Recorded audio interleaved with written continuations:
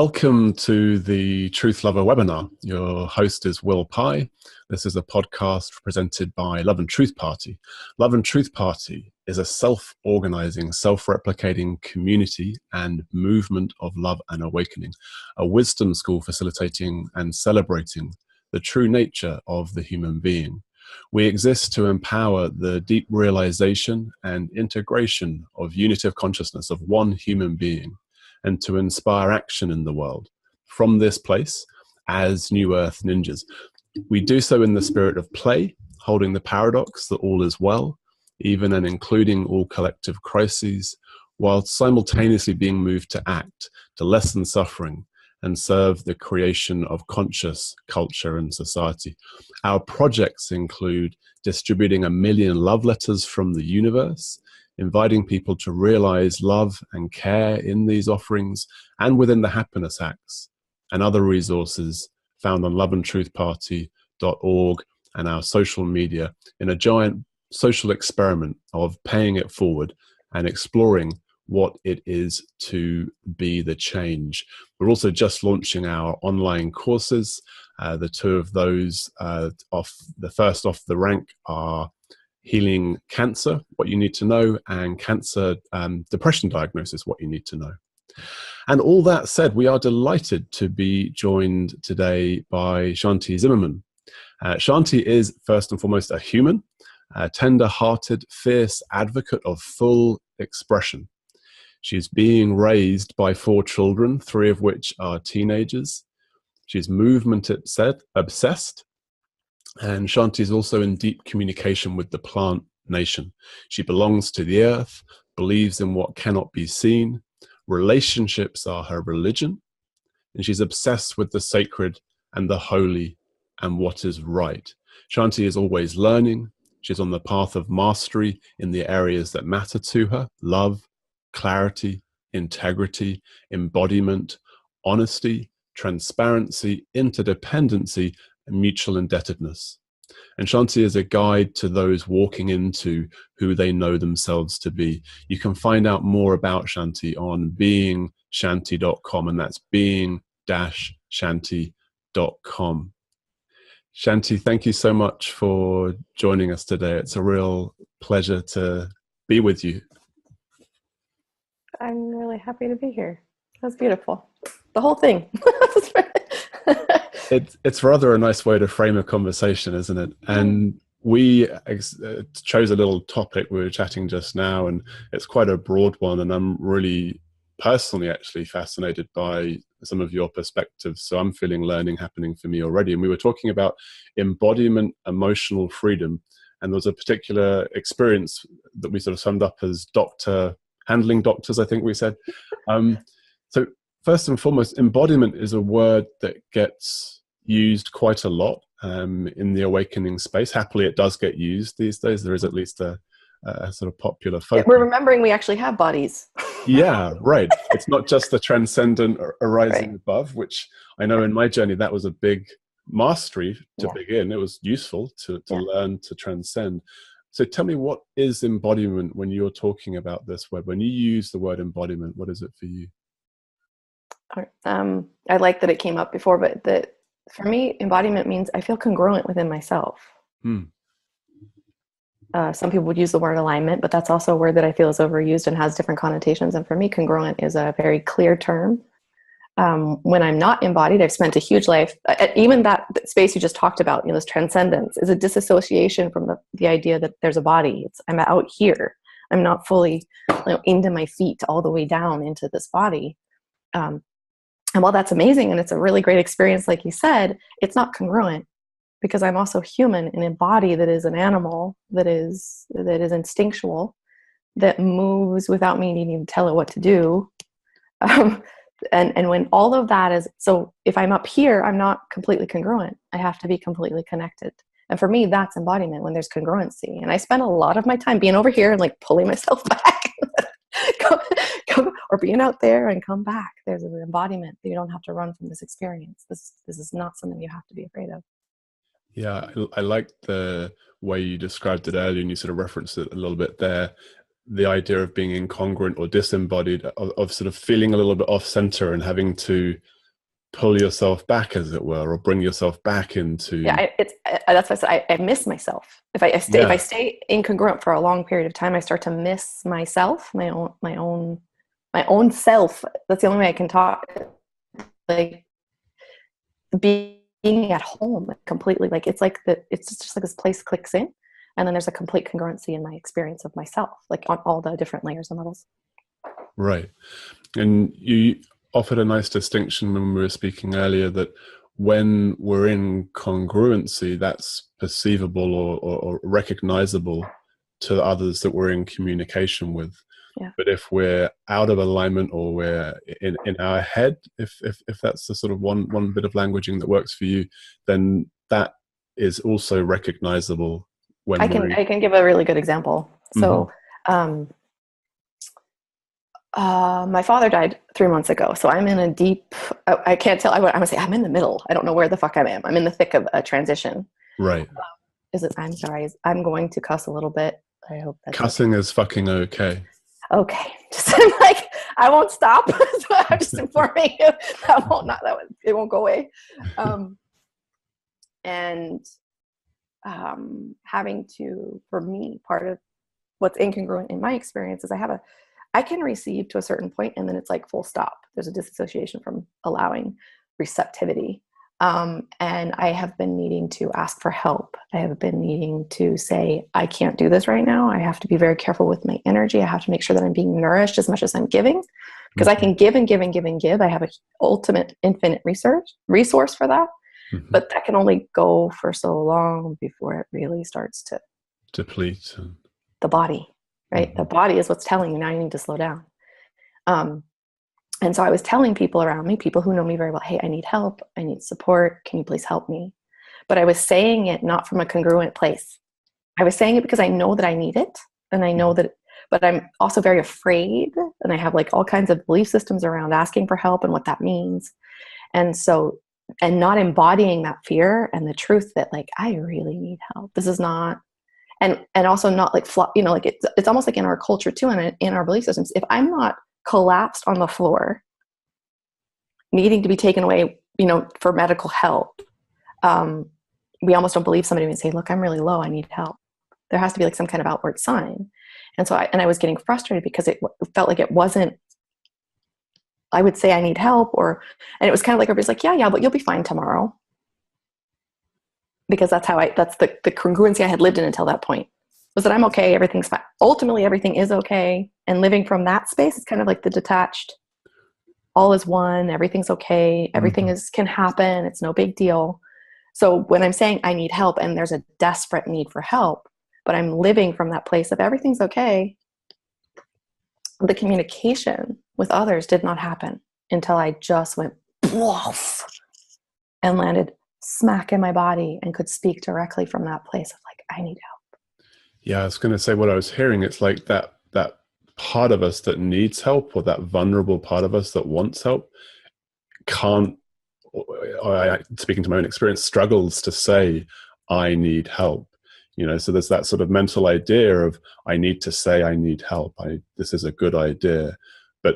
But it's not the needing help that's speaking to the needing of help. It's not that part of the experience. So I love that idea of sort of really landing in the body. And by the sounds of it, there was a bit of an outburst or sort of a release of that need for.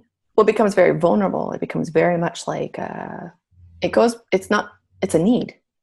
And it's very vulnerable. It's not like I want help. I could use some help. I'll be okay if I don't get help. It's like, no, I need this.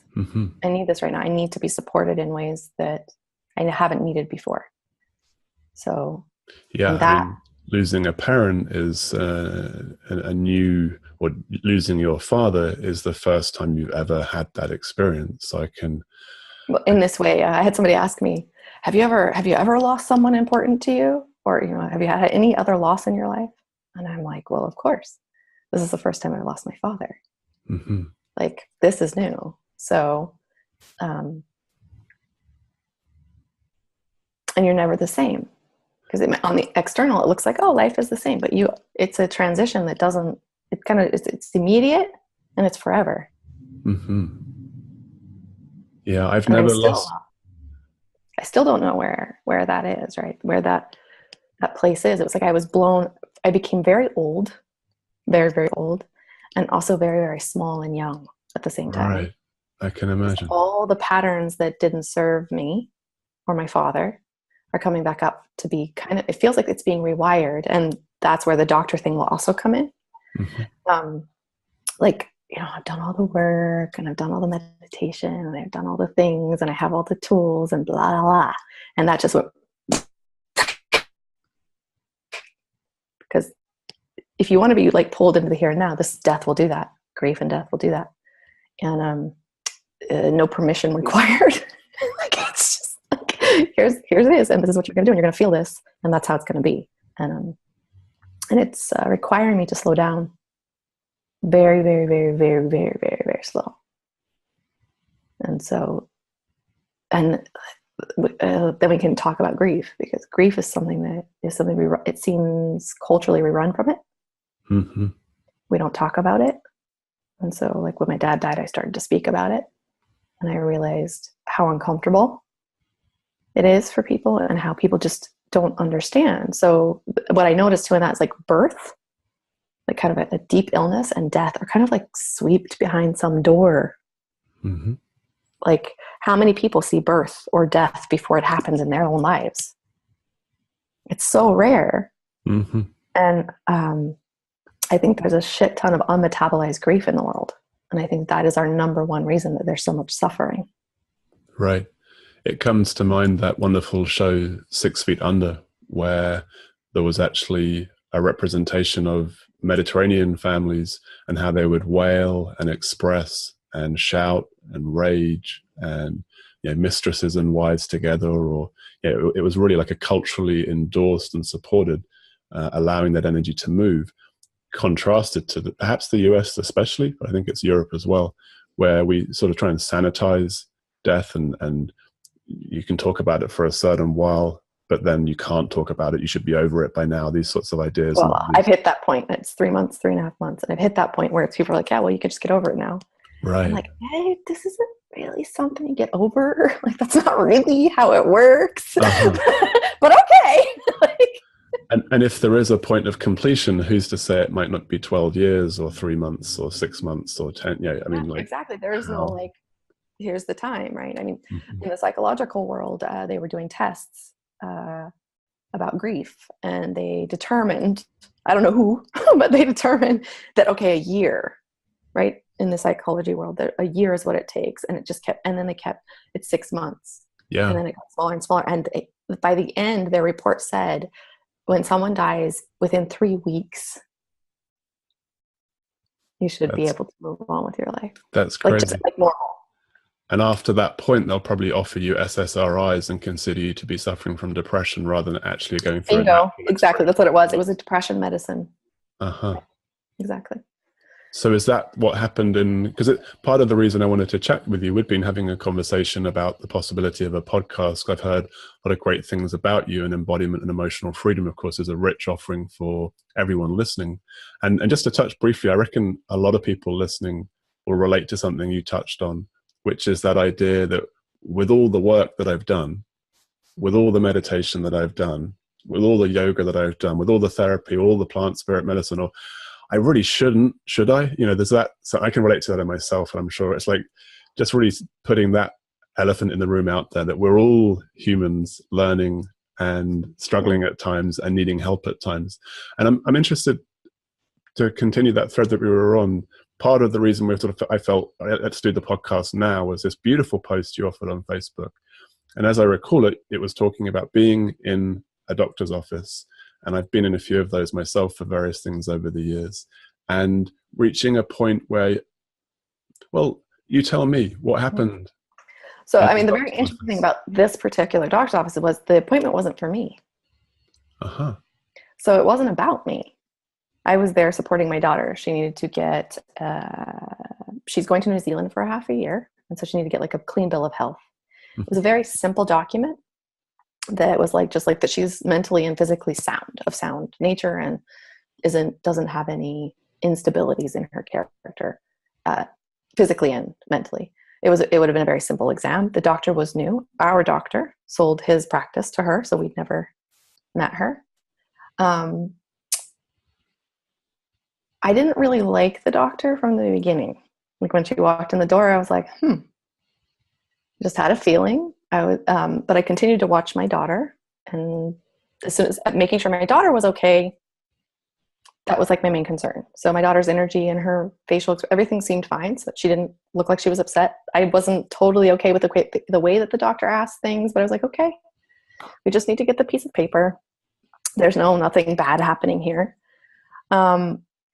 My husband and I were both in the room, and the doctor comes over, and she, I was looking at her, and she sits down, she leans across the desk, and she'll look me in the eye. Come on, right here, look at me. Yeah, now that's respectful. And I was like, what in the world? And so at this point, literally the sense was I was like a 3-year-old little kid, like my feet were hanging off the chair. That was how I shrunk, and she got bigger. And I was like, that's the disassociation, right? It was like, as a child, when somebody would talk to me like that, I couldn't go anywhere. This is the emotional, right? The emotional trigger that I have lived through my life. There's so many connections here. Over time in my childhood, I was basically trained to disassociate because that was the only choice I had, right? I had to sit and take it, and I couldn't complain, and I couldn't rebel. I had to sit and take whatever was coming. And so as soon as I felt that happen, I was like, whoa, it's like I just shrunk.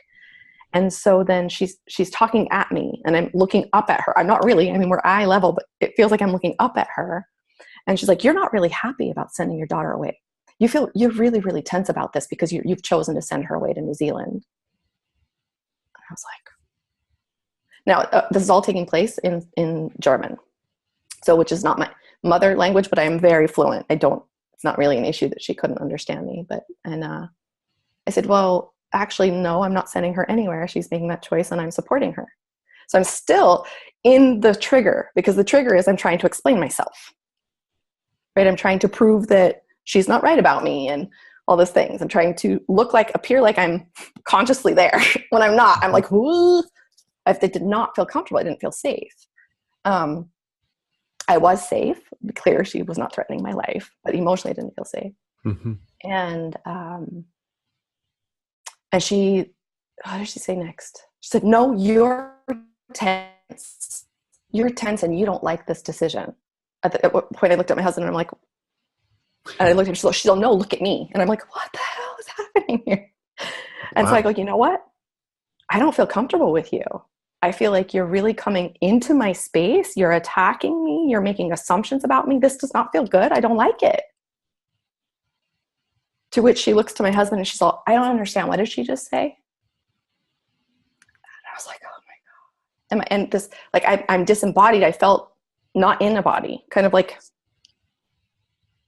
right? And at this point, my husband responds to her, and he winds up saying, well, maybe you should ask my wife what's going on for her instead of telling her or assuming what's going on for her. And at this point, I stop eye contact. Like, I look down at the floor, and there's this really sweet thing that says, just stay here. Stay in your body. Don't go. It's okay. You're safe to stay here. And I instinctually, I don't look at her. And this is where I come into congruency with myself. And as I do that, I just looked up at her and I said, look, I'm done with this conversation. What do we need to do to get the paperwork done? And she goes in to go, well, let's look at this paper and right here. And she's talking like I'm a 5-year-old. And I'm like, so now I'm in my body. I'm no longer telling myself the thought process. This isn't happening. She can't be talking to me like this. This isn't right. This shouldn't be happening. And that's the disassociation. And in my body, I feel, oh no, this is happening. She really is talking to me like that. Like, this is really happening. And without predetermined, premeditated anything, I just stood up and left. I just stood up and left. It was just like the clarity, the congruency just went, okay, goodbye. And right. It wasn't something that could be what I was sensing. It was like it had gone beyond the point of rational, or there was some sort of power dynamic at play that your body didn't want to be a part of, or that it wasn't true to be a part of. Exactly. And so I walk out to the car, leaving my husband and my daughter. And I sit in the car, and my first feeling is, I'm going to get in so much trouble. I've been a bad girl. I've been Yes. naughty. Or Yeah. Because if and when I did rebel as a child, my parents took the side of the teacher or the doctor or the authority figure. But it was never like, Shanti, your feelings are valid. You're right. You weren't treated well. It was like, oh, how could you do that? This is so disappointing. It's so embarrassing. That kind of thing. Or worse, I'd get in trouble. And so I was sitting there in the car, and I just was like talking to myself, there's no trouble to get in. Like, just really talking myself back into my body, because I wanted to like run. And in the meantime, she pushes my husband out the door. I don't know what happened in between. Now I do, but at that point I don't. She just pushes him out the door. And my husband's very calm. He's not attacking her. She was like, I'm sorry if she doesn't like that I'm so direct. And what he said was, you're not direct. You're socially incompetent. And so she pushed him out the door. And he came in the car. And as if to prove that she's not socially incompetent, she pushing him out was perfect. I don't know. So it was like, so hearing my husband's side, I was like, okay, so there's a validation. It feels okay. There's validation. I feel a little bit more safe. I can stay in my body. I can stay in my body. I can stay in my body. And we start driving. Like 2 seconds later, I turn back. I see my daughter, and I told my husband to pull over. And as soon as he pulled over, she just started to shake and cry. Mm-hmm. So she metabolizes immediately the experience that just happened. Right. And both me and Cass were like, oh, thank God. But she has that ability. And she's like, I don't know why I'm so upset. And we said, it's okay. You don't have to. It's okay. She's like, all I know is that I feel safe right now. And I didn't feel safe in there. Mm-hmm. And I said, that's all you need to know. That's all you need to know.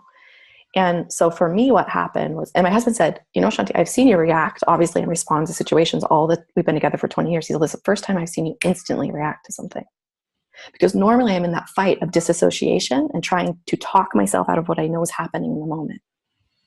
Right? There's somebody being mean to me. Oh, but that can't be happening. There's no mean people in the world. All is one, and all is beautiful, and bliss goopy soupy. Right? Oh, this is just me bringing this to myself for a learning, blah, blah. No, this is a mean person, and I don't have to sit here and take it. And so as I'm sitting in the car, I was like, oh shit. So I have gotten myself into interesting situations in my adult life because of this pattern. Situations that were not emotionally, and some of them not physically safe.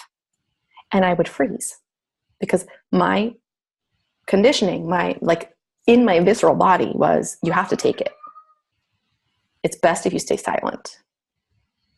That's 98%. The other 2% that I thought was available to me was that I had to stand up and fight and scream and tell them to fuck you, and bravado and puffed up kind of machismo kind of stand up for yourself. This bullshit that we're sold about how we're supposed to stand up for ourselves instead of learning to stand for ourselves and to respect ourselves. Stand in ourselves, yeah. Yeah.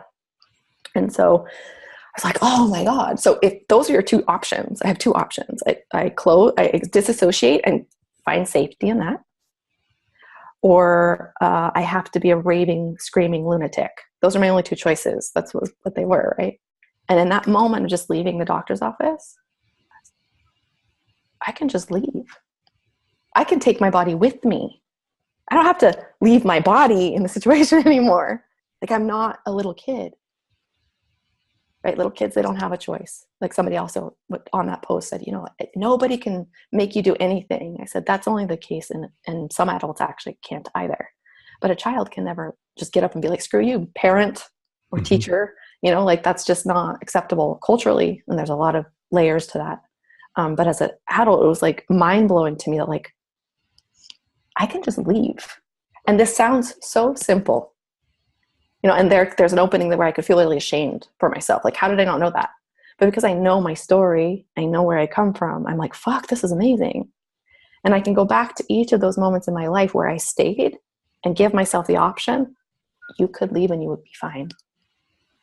And so a whole option of all kinds of options opened up in that I can just leave. And that's probably my most powerful way to handle anything that doesn't feel comfortable, but I don't have to be confrontational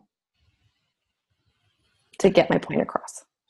So it sounds like, though it wasn't you offered the disassociating narrative that this is an opportunity to, it sounds like ultimately that's true as well, that in this there was a really profound opportunity for you to learn and embody something that hadn't been embodied previously. And it wasn't conscious, right? It was totally by grace. Uh-huh. Like I wasn't like, oh, here's an opportunity. It was just like, it rose up by itself. And maybe because of all the work I have done, the opportunity opened, whatever. Like, I don't like to analyze it too much, but it didn't come from like, this is what's happening. So when I shared afterwards, it sounds like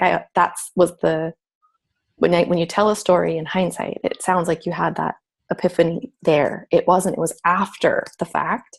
And after I had already gone through the like, oh my God, that time that I was sexually assaulted, I could just walk away. That time that I was kept from leaving, I could have just walked away. That time I was in the rainforest with those weird fucking people, I could have just walked away. Mm-hmm. And like all this empowerment started to flood through me. I don't have to fight. And I wasn't running. I also wasn't flighting. Like it wasn't, people say there's fight, flight, and freeze. Well, freeze was my main choice. But there's another one, and that's just get up and leave. Like no hoopla, no emotional chaos, just this is a no for me. So it sounds like there's a fundamental connection between embodiment and empowerment when we're in our body with the body's wisdom, with the body's knowing. There's a depth of power that comes with that. And I certainly, when I heard the story, I was like, oh wow, so probably they suggested something outrageous, and at that point Shanti and her power and consciousness chose to walk out. But I'm hearing it was something a little bit more subtle and a little bit more deeply embodied. And part of the piece of that, there's two pieces that I feel I want to sort of extract for our listeners and viewers. One was around how emotional integration can work, and how we maybe make ourselves, if it is grace or an accident, we can make ourselves accident prone, perhaps, with our meditation, with our yoga, with our coming into our body as a practice. So perhaps we can start with that. And the other thing I want to touch on at some point with you is just like how to be with doctors, because we're living in a culture, of course, where we have a whole heap of potions and devices and things that don't work, that are being pushed. I'm very open to that. I have a daughter who had an autoimmune disease. I've had chronic illness myself, so I have a lot of experience with it. Cool. Well, let's start with the emotional integration and then jump into that conversation, because this is a part of your area of expertise, as I understand it, and part of one of the ways that you serve people in dialogue and one-on-one work and so on, and with your Facebook posts and so on. So what is there more that you can say around the emotional integration? I use this word integration rather than healing, in a nod to Michael Brown. I like the word metabolism. Metabolism, emotional metabolism. I like that. So this is a sort of processing, digesting. Right. So until that moment in the doctor's office, I had not metabolized that trigger. Mm-hmm. The trigger would happen. I would disassociate. That was the pattern in my life. And what's most important was in the recognizing it was not to make myself wrong, that I should have known it. I don't know what I know until I know it. Mm-hmm. That's it. Done deal. No back, forward, sideways looking at it. Because otherwise it becomes a weapon against myself, and I will re-trigger the trigger and it hooks back in. Instead of going, holy fuck, I'm free. Mm-hmm. Oh my God. And that is a very tender and what feels like a fragile space. Because, like there's a lot of shaking loose of the body. There's a lot of metabolizing, all those times that you were in these situations that you felt like you couldn't get out and you were stuck. And all of a sudden you begin to realize, I can get out. And your mind's going to want to go, yeah, but you didn't then. Look at where you failed here. Well, at least mine. I don't know what anybody else's mind is doing. My mind is like Gollum. It's a little bit of an asshole. So I reckon many of us can relate. And by the way, if you write a book at any point soon, Holy Fuck, I'm Free might be a really great title. Okay. Tell me that later. I'll write it down. I'm like, okay. So like, and the whole idea of emotional integration means that there's a time frame. There isn't. It's like metabolism is instant.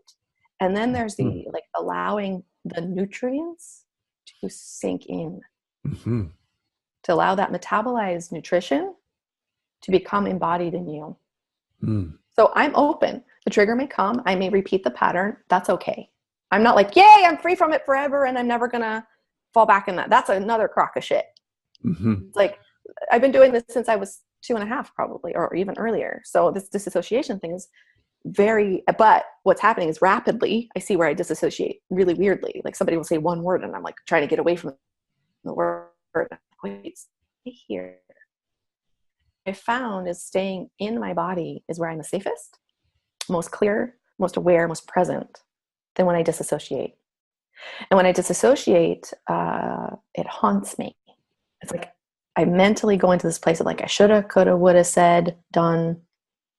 There's a whole lot of different stories. I should have said this to the doctor. I should have punched her in the face. I should have done this or whatever, those things. And because it was just clean and clear, that was very, very, very minimal. Mm-hmm. Very minimal because it's being metabolized. The process is happening. The enzyme, if you will, was the moment of realization. It's like, there's like stuck something and the enzyme was like, oh, I can leave. And now metabolize all that pain of freezing. I have to stay here. I can only stay safe in this way. This is the only logical way for me to, it becomes linear at that point. This is the only way for me to stay safe. Disintegrates and metabolizes. So is it true to say when I hear that the disassociation is a movement of consciousness or attention into the mental body, into thinking, into narrative? Is that generally how you would experience it, or how you would give meaning to this, as opposed to being with the sensation, with the felt sensation in the body? It's weird because if I go, for me, when I'm disassociate, I'm not present. So it's not a lot of mental activity in the moment of it. Okay. In the moment of disassociation, I disappear, literally. Okay, so it's a fuller disassociation, right? Yeah, there's an awareness this is happening, mm-hmm. right? And then I try to there's always this wanting to come back, but it's so fucking uncomfortable. So I had this experience not that long ago of being sleeping on a couch there was a bunch of people in the house on a couch with a young man. In the middle of the night, he grabbed my pelvis and pulled it into his pelvis. And that silence you just felt, that was me going poof, goodbye. And the thought process, it goes so quickly. So what the thought process would be, this isn't happening. This can't be. No, he knows it. It's like there's this trying to not be honest with myself. It's keeping secrets from myself. Right? This isn't happening. And then what happened for like the next 24 hours with this group of people was me feeling like I wasn't here. Mm-hmm. Like, what the hell? Because almost like forgetting that the thing happened. And then I came home and about 10 days later, it started to metabolize. And then I have to go through that whole process. And it takes a lot longer to metabolize that than it would have for me to just get up and leave. Mm-hmm. And so if I'm hearing you correctly, this is a learned mechanism, a learned survival technique from earlier years that's playing itself out. Right. Unconsciously, and yet, of course, in the experiencing, it becomes a little more conscious. It becomes a little bit more in your conscious awareness. Right. And just because there's consciousness, that's important. Just because you're consciously aware of it does not mean you can move out of it. Sometimes that's the place people get looped. They're like, I can't do anything, but I'm seeing that I can't do anything. Oh, I'm such a piece of shit. I should know better. I'm an adult. You kind of like go to this thing instead of going, whoa, and being very gentle with yourself in that awareness. Like seeing it and going, and being so kind and so soft and be like, of course, this is how you're handling this. Mm-hmm. This is how you know. This is what you learned. Mm-hmm. Of course, this is how it's being done. That's when the opportunity opens up to see it in a different way. So I had enough of those where I was kind to myself, where when this happened, it was like, oh, I can see this and I don't have to make myself wrong for seeing it. First, I don't make myself wrong for doing it. I don't make myself wrong for seeing it. I allow all of that, and most importantly, I do what I need to do for my well-being. Mm-hmm. So this person was a person of authority, a person people look up to, a spiritual teacher. I feel like an old lady next to this person. And it was like, there's always that place of like, who do I owe what to? What story do I owe to whom? Right? Do I need to tell the whole community? What do I need to do? And every time it came back to myself, I was like, take care of yourself. Make sure that you are okay, that your well-being is okay. You don't owe anybody your story. You don't owe anybody your metabolism. You don't owe anybody an explanation. You don't need to prove anything to anyone. Like your emotional integrity, your emotional literacy belongs to you and only to you. There's three just really profound threads in that I want to articulate. One is that being kind and gentle with ourselves, which for me is a learning of parenting ourselves, essentially. I call it reparenting. Yeah. Right. I mean, we were all badly parented or less than perfectly parented to some degree or other, however remarkable and wonderful our parents were. So there's that recognition of reparenting, of the requirement. And of course, perhaps not of course, but it seems fairly straightforward and obvious that a basic gift that a parent can give a child is unconditional love, or unconditional loving presence and support. And so learning to bring that into ourselves, to give that to ourselves, I just love how you took us through that. And then really the crux of that, to focus on your well-being. Like that's actually a really outrageous idea culturally, that all I need to do right now is just focus on what feels good for me, my fundamental well-being. Yeah. Particularly as a mother, I would imagine. I think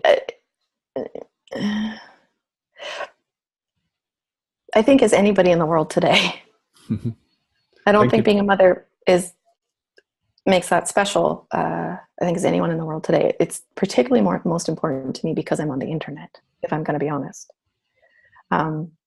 The internet is an interesting creature in and of itself. It's like judge, jury, and executioner in 5 minutes.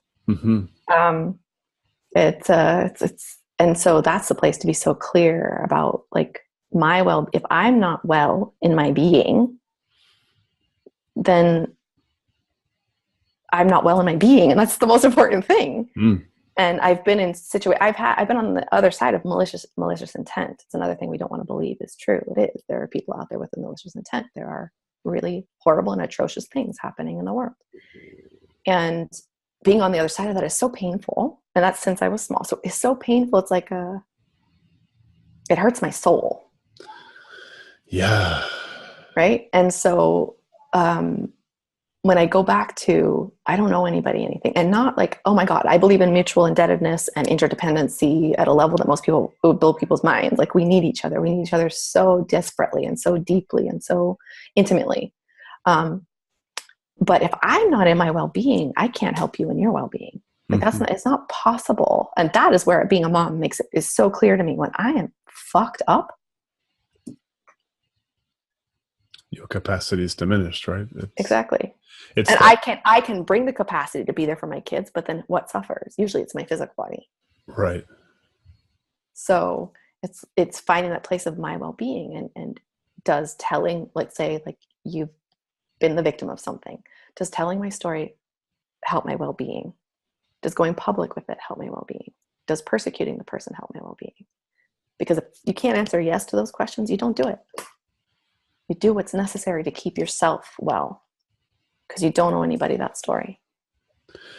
I think it's an idea that many people listening and watching will have heard. And I can say myself, I'm familiar with prioritizing my well-being. It's one of the things that I teach and share, and of course need to learn.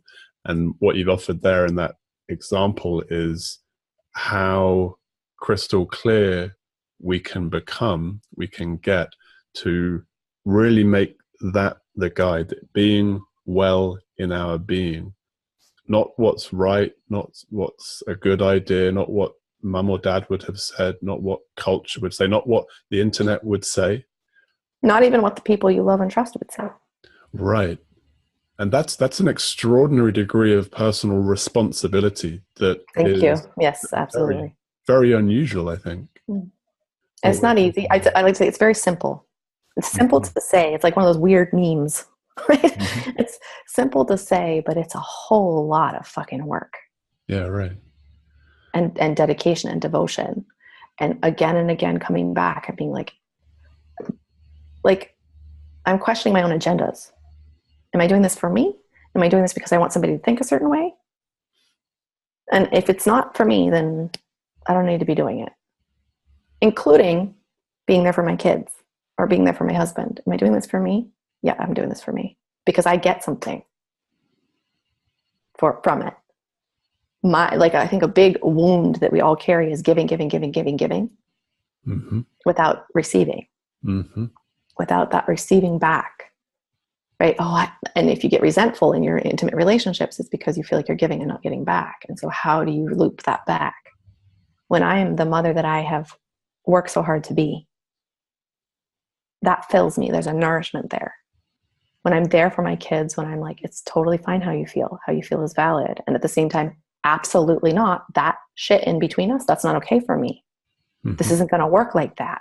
This matters too much to me for us to be like flippant with each other. That doesn't work. Mm-hmm. Get very clear and very precise about what I feel is a worthwhile relationship. Mm-hmm. Allowing them to come back, be with whatever they have, and make sure that what I want from them, I'm offering. I cannot demand respect from my children if I'm not giving them that fully. Right, and it's a bit of a cliche almost, but it's a powerful metaphor. I think that because what we're speaking of is quite subtle and challenging, I think, for the Western mind, my mind, many minds in many respects, I think.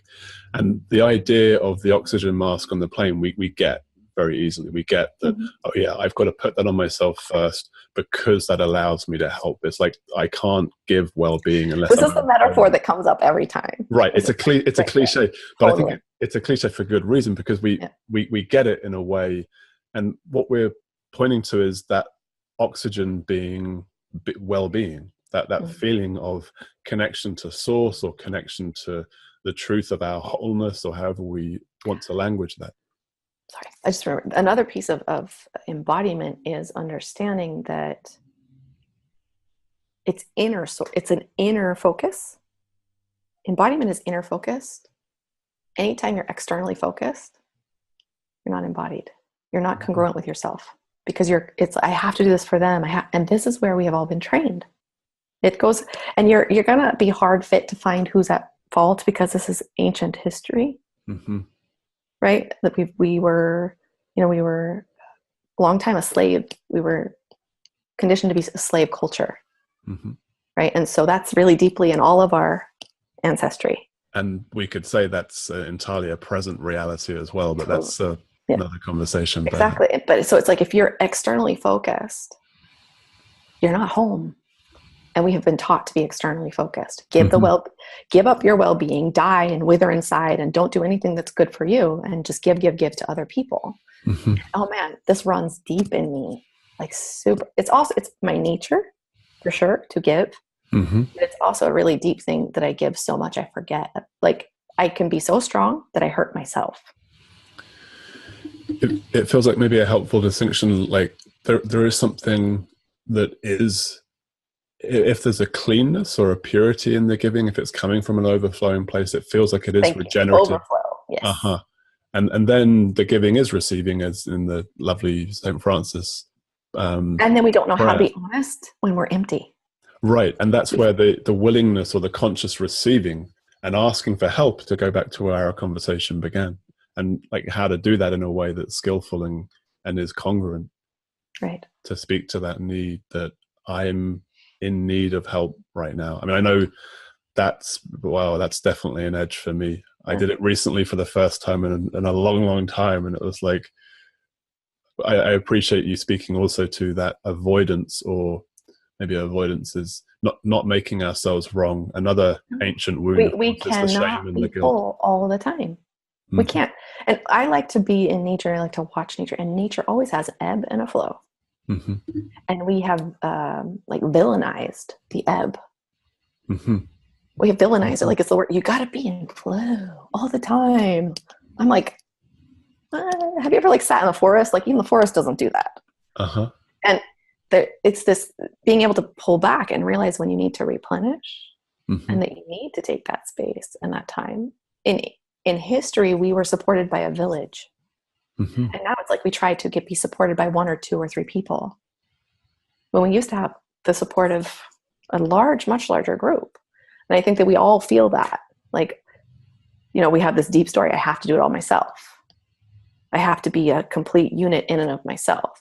I am the one. I am God. I am embodied the universe. These kinds of concepts kind of mess with our knowing that we're supposed to be connected, that we are indebted to each other, that we need each other, and that that's necessary for our growth. It feels like there's a paradox. On the one hand, it feels that one of the problems or dysfunctions of our society is the deep individualization and atomization and separation and not being in that community. And at the same time, we're speaking about movement towards community and interdependence and asking for help and co-parenting and parenting as a village and so on is a sort of progressive movement. And at the same time as that being a problem, we're also talking about a radical self-reliance in terms of that inner connection, in terms of you being fully responsible for your connection with your well-being, and my being fully responsible for my connection with my well-being. Yes, and this is what we did in tribes. And it was supported. Right. So we're all in the same game of each of us being personally responsible for our well-being. Yes. And supporting each other in that responsibility. Right. That's what tribes do. That's beautiful. I just love how we've given some clarity around that, because our minds often struggle with these apparently contradictory aspects. So it's this sort of simultaneity of being open and vulnerable, and in our power of personally being responsible for that. Well, we couldn't survive in a tribe if we weren't all taking responsibility for ourselves. We needed to count on the person next to us taking responsibility for themselves. Meaning, if they needed help and they said they needed help, I'd be like, of course I'm going to help you. Because you need that. And if I help you, and when I go down, you're going to help me. There's much more of that aspect of like, I'm going to help you be true to yourself, because we can't survive otherwise.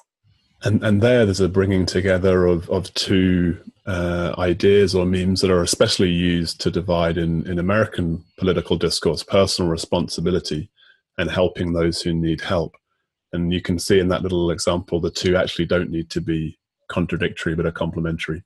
We can be totally responsible for ourselves and help those people that need help, and to be personally responsible for themselves as well. Yeah. I'm just aware of time, and there's little threads that we could explore from that alone. But there was something quite rich I felt around the doctor conversation, or the perhaps more broadly dealing with figures of authority. But I think it would be helpful to narrow in on the healthcare system. Just to offer a brief bit of context, one of the missions of Love and Truth Party is to empower people to create their own health and healing and well-being, and particularly focusing in on people who have been diagnosed with cancer or depression. They've been two of my main teachers. And I'm really interested to hear your thoughts and insights around how to navigate a corrupted system. So very often we've got doctors who are, by the sounds of it, you've got a pretty extreme example in recent experience. Generally, my experience of doctors and nurses is it's clear how much they want to help. It's clear that they're healers in a deep and fundamental way. And yet they're operating within a system and a philosophy that causes them to say shit that might cause me harm. Right. And so and Switzerland has a very interesting, because there's the sue culture doesn't exist here. Right? Like a doctor cuts off the wrong foot, you don't get sued. There's insurance for that. And so doctors are definitely placed on a different kind of pedestal, right, than they would be in the States, where people can sue them for doing the slightest mistake, because I don't know, they're human. I mean, I don't want them to cut off my wrong foot either, but we forget to look at these people as like human beings. And what's really interesting is like my patterns. So I can advocate for my children very easily. It comes very natural. Advocating for myself is a whole nother ball of wax. So if somebody were to watch me, how I advocate for my kids and how I advocate, they would be like, is that even the same human being? Because my triggers are mine, but who I am who I really am and who I've worked to be is more reflective in how I advocate for them. But there's still this little part of me that says little Shanti doesn't deserve that same advocacy. Mm-hmm. because nobody advocated for her. Mm-hmm. There was no advocacy on her behalf. And so it's easier for me to advocate for others than for myself. It's just something that I know to be true, and I'm so open for it to change, and it is shifting and changing, but I think it's important that I hold the space for both of those spaces, because what I'm about to say is going to sound like I have my shit together. I don't.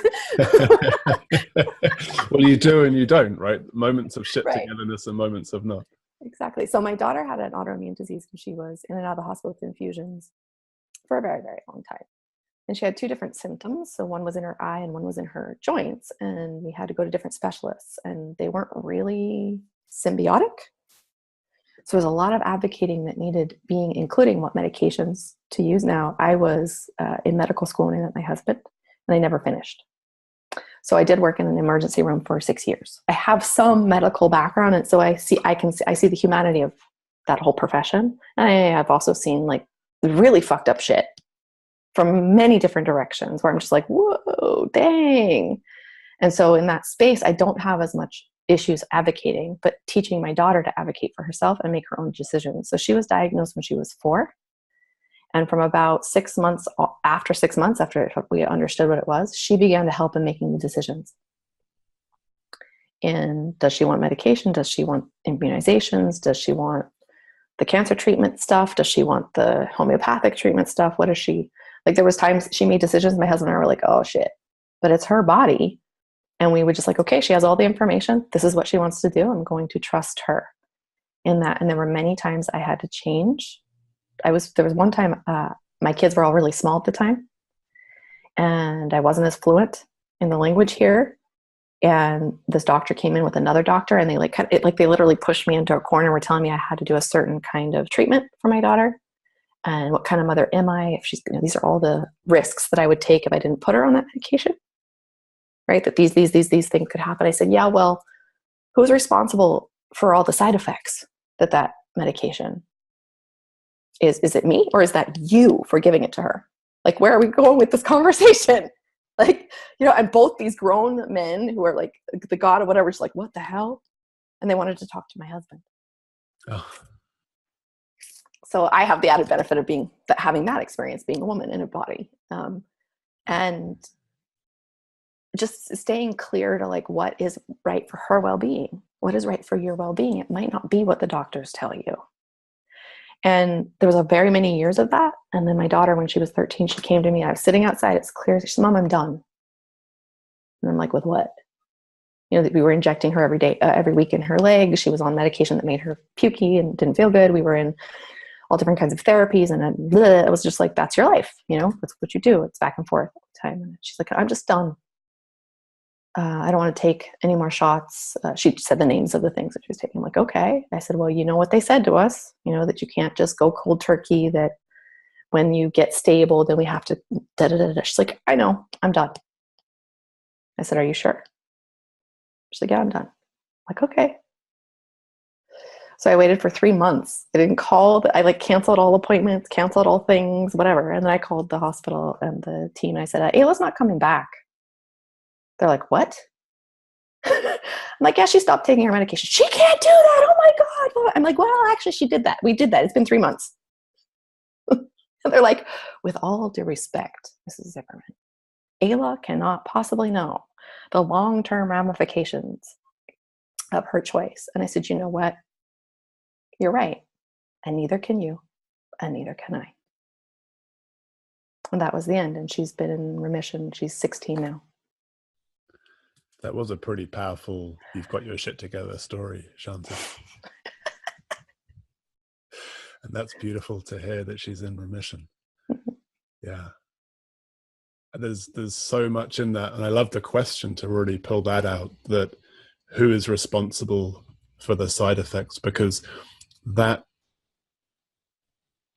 movement, or that, what's the language, the posture, or the strategy or the ploy to say, well, oh, you mean the fear tactics? Yeah. Will you take responsibility if it goes wrong, if she gets this? It's like, well, will you take responsibility if the medication goes wrong? Like, I think that's a really practical question to actually open up those conversations with doctors. It's part of my interest is how do we so many times people in the hospital are made sicker by the pharmaceutical interventions.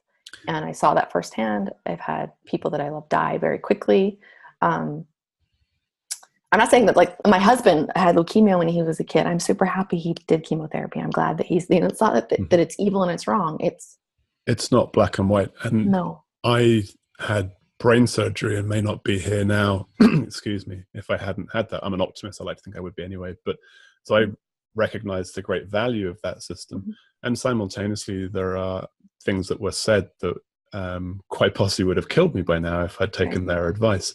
And on the sheer stats, I was looking into this recently, like trying to get the precise figure of iatrogenic deaths in the US as one example. It's very hard, but it's somewhere in the region of 250,000 to 500,000 people go into a hospital in the US each year and die from something other than what they went in there to have treated. Now, if that's not a crisis, if that's not something that we should be looking at really, really, really, really deeply, then I don't know what it would take. So, well, it was like my husband went in. He broke like this part of his finger. You know, when he calls me from the hospital, he's like, I'm at the hospital. I'm like, what? I'm on my way. He's like, no, it's okay. It's just my finger. I said, okay. And he told me what happened. And he said, the doctor wants to do surgery right now. And I'm like, oh, I said, I can hear it in your voice. What's going on? And he's like, I don't know. It just feels weird.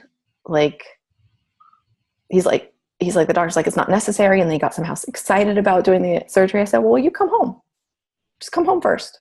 Like, you know, if they can do surgery tomorrow, it's not like you have to make this decision right now. He's like, shit, thank you for reminding me. Right. So he came home and I said, show me the thing. I said, well, you're going to be fine. You don't need surgery for this. Not that I have an expertise. I just have a certain knowing. He's like, are you sure? But that little worm that doctor implanted into his brain haunted him until his finger was all the way healed even. It haunted him that he didn't get the surgery that maybe that, you know, because like this part of his finger didn't go completely straight at the end. You know, it's now just like that a little bit. And I'm like, you think surgery would have fixed that? I don't think that would have been what it was. But just these little worms of doubt or these little worms of like alarm or fear can cause more problems than even the pharmaceuticals. Yeah.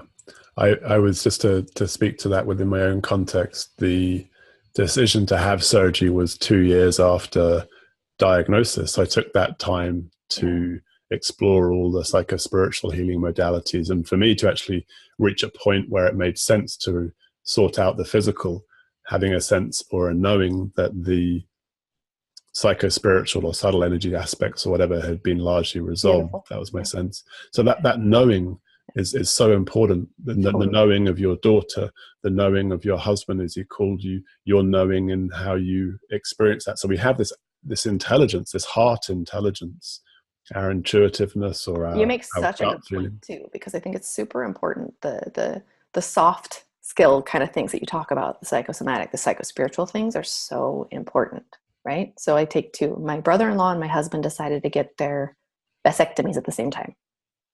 Not in the same room as some sort of bizarre. Well, actually, the same doctor at the same time, because it was like, cool. I think they got it. Anyway, so they went the same day together. And my husband's brother was you could feel he was very, very grounded and accepting of his choice. Just very like, this is my choice.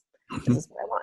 My husband was a little bit, it was static.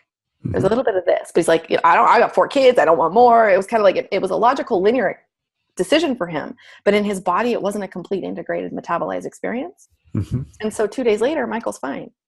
My husband grows like a third ball of mass inside of his balls because he's having like this reaction of not having accepted and made peace with the procedure prior to having the procedure done.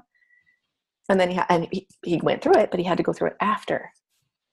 Right, with complications, if you will. So that's always a super fascinating. I love that particular because it was so clear that it's such a big piece. If you're going to get chemotherapy, if you're going to take the pharmaceuticals, then it's best to not be like, fuck you, chemotherapy, but be like, absolutely, chemotherapy. Thank you for coming into my body. Thank you, body, for working with chemotherapy. Absolutely.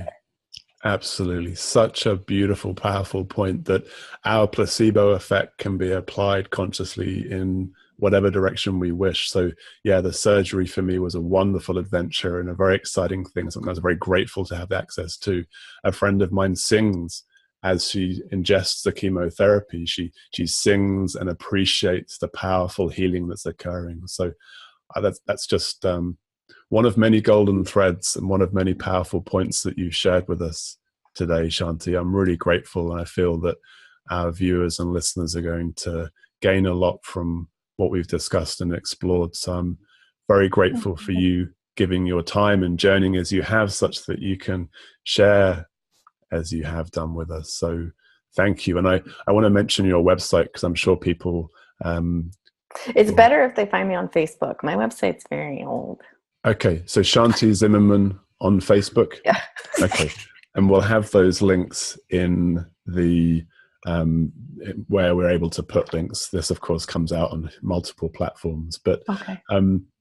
So Shanti Zimmerman, thank you so much for sharing your wisdom. It's been a real joy. I've learned a lot, and I hope to connect with you perhaps in Switzerland or somewhere in the world in real time sometime. Yeah, that'd be great. Thank you, Shanti, and thank you to our viewers and listeners. If you've enjoyed this production and would like to support the creation of more similar programming and feel resonance with the call to be of service to an emergent human culture, please join us. You can download love letters in multiple languages from the website. You can sign up for our newsletter, watch other podcasts. You can like and follow us on Facebook, of course, Twitter and Instagram, and even consider a financial gift at loveandtruthparty.org. This is a labor of love, and we do require that financial support to sustain what we do. So please do consider that option. Thank you to all our existing supporters and contributors. Together, we are creating kind, conscious, courageous human community.